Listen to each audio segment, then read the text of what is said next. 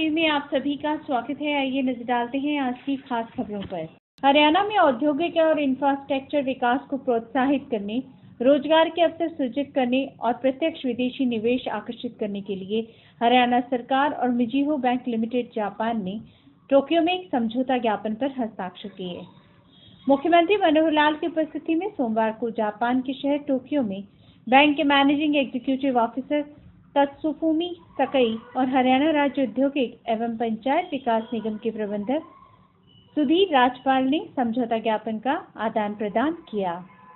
इस अवसर पर हरियाणा के उद्योग मंत्री कैप्टन अभिमन्यु और सामाजिक न्याय और अधिकारिता मंत्री कविता जैन भी उपस्थित रहे।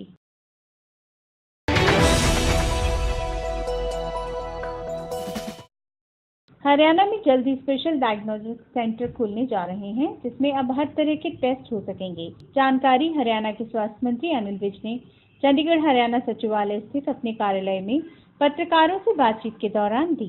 अनिल विज ने बताया कि ministry of science and technology, Bharat सरकार ने हरियाणा में डायग्नोस्टिक सेंटर खोलने का फैसला किया है।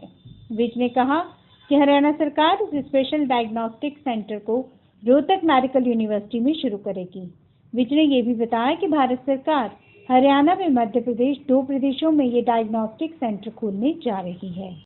में एक डायग्नोस्टिक सेंटर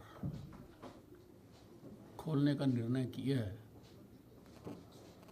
जो एडवांस्ड डायग्नोस्टिक सेंटर, जिसमें हर प्रकार का टेस्ट अंडर वन रूफ हो सकेगा। कोई भी टेस्ट जो होगा उसमें सभी प्रकार के हेमाटोलॉजी, बायोकेमिस्ट्री, माइक्रोबायोलॉजी, पैथोलॉजी, यानी जितने भी टेस्ट होते हैं सभी टेस्ट, सारी मशीनरी, इक्विपमेंट, खर्चा सारा केंद्र सरकार करेंगे। तो वो हमने अभी निर्णय लिया है। आज उनके डायरेक्टर यहाँ आए हुए थे, तो हमने निर्णय लिया है कि वो हम रोहतक यूनिवर्सिटी में सेटअप करेंगे, क्योंकि उसमें रिसर्च विंग भी है और सारों को से लाभ भी मिल सकेगा और आसपास के क्षेत्रों के भी सैंपल वहाँ पर भेजे जा सके। हरियाणा के मंत्रियों ने 1 महीने में गाड़ियां दौड़ाने का जो रिकॉर्ड बनाया है, उसमें हरियाणा के शिक्षा मंत्री रामविलास शर्मा का पहला नंबर है। हालांकि गाड़ियों की इस दौड़ में चर्चा सभी तरफ है। इस बीच कृषि मंत्री ओपी धनखड़ ने जहां परिवहन आयुक्त को अपने 2 ड्राइवर बदलने और उनके खिलाफ जांच के आदेश दिए हैं, वहीं धनखड़ के इस कदम को शिक्षा मंत्री ने भी सही बताते हुए ऐसी ही कार्रवाई करने की बात भी कही है। शर्मा ने कहा कि उनकी 2 गाड़ियों की रीडिंग और 2 गाड़ियों की ये रीडिंग आना स्वाभाविक है। अगर कुछ गड़बड़ हुई तो उसकी जांच करवाई जाएगी। शर्मा ने ये भी कहा कि प्रदेश अध्यक्ष की जिम्मेदारी के दौरान उनकी एक गाड़ी 600 से 650 किलोमीटर चलती थी और अब उसके मुकाबले काफी कम है। जैसे ओम प्रकाश जी धनखड़ ने संज्ञान लिया है जी, वैसे तो 2 गाड़ियों का ये एवरेज है जी। और मैं क्योंकि पूरे हरियाणा में घूमता हूँ जी, मेरा अपना जो घर है, गांव है, वो राजस्थान बॉर्डर पर है जी, और चंडीगढ़ की जो 340 किलोमीटर का ये सफ़र है। और मैं प्रदेश अध्यक्ष के नाते भी मैं 600-650 किलोमीटर की एवरेज आती थी जी। और तब तो 1 गाड़ी की एवरेज थी, अब 2 गाड़ियों की एवरेज है, तो वो नेचुरली फिर भी इसका हमने संज्ञान लिया है जी। कहीं कोई मोटिव तो नहीं है इसके बाद जी। फरीदाबाद के बहुचर्चित सोनपेट मामले में आज पंचकूले की सीबीआई अदालत में सुनवाई हुई। मामले के सभी आरोपियों को आज वीडियो कॉन्फ्रेंसिंग के जरिए सीबीआई कोर्ट में पेश किया गया। वहीं सीबीआई कोर्ट ने सभी आरोपियों को 1 फरवरी तक न्यायिक हिरासत में भेजा।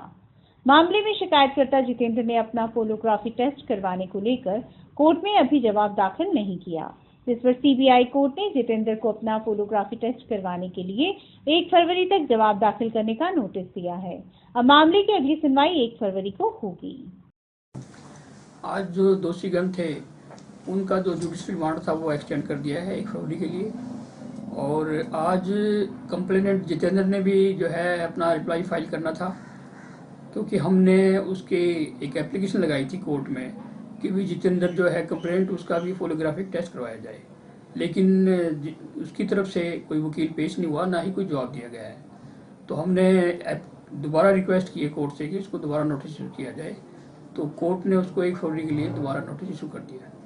तो आज सर सुनवाई के दौरान पेश हुए थे दोषी, वीसी हुई, क्या रहा? वीसी पे आज सभी दोषी पेश हुए थे। मामला थोड़ा सा बता दीजिए क्या सर? ये सुनपेट गांव का 2 बच्चों का जलाने का मामला था, जो सीबीआई जिसकी तफ्तीश कर रही है, अभी तफ्तीश बकाया है। दिल्ली सरकार की समविषम योजना को सफल बनाने में राजधानी के लोगों का धन्यवाद करने के लिए छत्रसाल स्टेडियम में आयोजित समारोह में मुख्यमंत्री अरविंद केजरीवाल पर स्याही फेंकने वाली महिला भावना अरोड़ा को 1 दिन की पुलिस हिरासत में भेज दिया गया। केजरीवाल पर स्याही फेंकने वाली भावना अरोड़ा ने पहले ही तय कर लिया था कि उसे क्या करना है। मीडिया से बातचीत के दौरान भावना की मां लक्ष्मी ने बताया कि उनकी बेटी बहुत जल्दी गुस्सा खा जाती है। लक्ष्मी ने यह भी बताया कि भावना से घर से निकलने से पहले कहा था कि मां जा रही हूं, आज जरूर न्यूज चैनल देखना। उन्होंने बताया कि वह कई दिन से मुख्यमंत्री से मिलना चाहती थी, पर वे सुन ही नहीं रहे थे। जो हुआ वह गलत है। लक्ष्मी देवी ने कहा कि जब मैंने इस घटना के बारे में सुना तो चौंक गई। मुझे मेरे बेटे ने ये खबर दी। भावना एक ओपन यूनिवर्सिटी से ग्रेजुएट है और आम आदमी सेना की एक्टिव मेंबर है। वे 5 भाई बहनों में सबसे छोटी है। परिवार दिल्ली के रोहिणी सेक्टर 39 में रहता है। आपको बता दें कि अरविंद केजरीवाल पर स्याही फेंकने वाली भावना अरोड़ा को कोर्ट में पेश किया गया, जहां दिल्ली पुलिस ने उसके 1 दिन की रिमांड मांगी। भावना के खिलाफ पुलिस ने आईपीसी की धारा 186, 353 और 355 के तहत केस दर्ज किया है।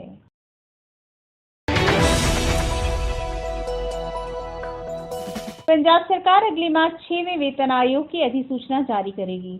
मुख्यमंत्री प्रकाश सिंह बादल ने पर्सोनल विभाग को 1 माह के भीतर राज्य सरकार के कर्मचारियों और पेंशनरों के लिए अधिसूचना जारी करने को कहा है। इसके अलावा मुख्यमंत्री ने सरकारी कर्मचारियों तथा पेंशनरों की 1 जुलाई 2015 से 6% महंगाई भत्ते की बकाया राशि 31 मार्च 2016 तक जारी रखने का ऐलान भी किया है। ये राशि 400 करोड़ रुपए बनती है और इसमें से 200 करोड़ रुपए पहले ही कर्मचारियों को जारी कर दिए गए हैं। मुख्यमंत्री ने पंजाब भवन में पंजाब मुलाजिम फ्रंट के शिष्टमंडल के साथ उच्च स्तरीय बैठक की। शिष्टमंडल के प्रतिनिधियों के साथ बातचीत करते हुए मुख्यमंत्री ने मुख्य सचिव को निर्धारित समय में आयोग को गठित करने व कमीशन के लिए और शर्तें भी 1 माह में जारी करने को यकीनन बनाने को कहा। वहीं बादल से प्रधान सचिव वित्त को भी आवश्यक शर्तें 15 दिन के भीतर पर्सोनल विभाग को मुहैया करवाने के आदेश दिए। एयरबेस पर हुए आतंकी हमले से पहले अगवा किए गए एसपी सलविंदर सिंह के बयानों में पाए गए विरोधाभास के कारण आज उनका लाई डिटेक्टर टेस्ट शुरू हो चुका है। पठानकोट हमले से ठीक पहले आतंकियों द्वारा अगवा किए गए पंजाब पुलिस के एसपी सलविंदर की कहानी का सच क्या है, राष्ट्रीय जांच एजेंसी उनके पॉलीग्राफ टेस्ट के जरिए ये जानने की कोशिश कर रही है। कोर्ट की मंजूरी के बाद मंगलवार को सलविंदर को पॉलीग्राफिक टेस्ट किया गया। रिपोर्ट के मुताबिक सलविंदर का एम्स में ब्रेन मैपिंग टेस्ट भी करवाया जा सकता है। जानकारों के मुताबिक पॉलीग्राफ टेस्ट कराने के फैसले का मतलब ये है कि संबंध व्यक्ति पर शक ही नहीं, बल्कि अब वह बड़े शक के घेरे में आ चुका है और जांच में सहयोग नहीं कर पा रहा। सूत्रों के मुताबिक जांच कर रहे अफसरों को ये जानकारी कई जगह से मिली है। सलविंदर के तार ड्रग्स सिंडिकेट से जुड़े हैं। वे पाकिस्तान से आने वाली नशीले पदार्थों की खेप को इस पार लाने, कुछ दिन छिपाने और फिर खेप को आगे ले जाने में मदद करता था। इसके लिए उसे ज्वेलरी के रूप में पेमेंट मिलता था, इसलिए ज्वेलर राजेश वर्मा के अलावा 2 और ज्वेलर भी इस सिंडिकेट में शामिल थे। सलविंदर अपने 2 कुक के अलावा 2-3 लोकल लोगों की मदद भी लेता था। ड्रग के बड़े कारोबारियों के अलावा छोटे पेंडर्स को भी मदद की जाती थी। इस पूरे सिंडिकेट के कई लोगों के बारे में एनआईए को जानकारी मिली है। जांच अफसरों से कुछ से पूछताछ भी है, कुछ लोग फरार भी हैं। अभी तक के सारे संकेत सलविंदर की सांठगांठ की तरफ जाते लग रहे हैं। ये भी पता चला है कि सलविंदर अपने कुक मदन गोपाल और ज्वेलर राजेश वर्मा को लेकर 31 दिसंबर की रात बमियाल इलाके की दरगाह पर डील के लिए ही गया था। वहीं का समय दिया गया था, पिछली खेप का पेमेंट लिया जाना था और ताजा खेप आगे पार लगानी थी। लेकिन जो लोग आए वे ड्रग माफिया के लोगों की बजाय आतंकी निकले। इस लाइन पर जांच अफसर जांच को बढ़ाने की कोशिश में है। अभी तक के संकेत इस तरफ जाते हैं, लेकिन ठोस सबूत और पक्की गवाही की दरकार है।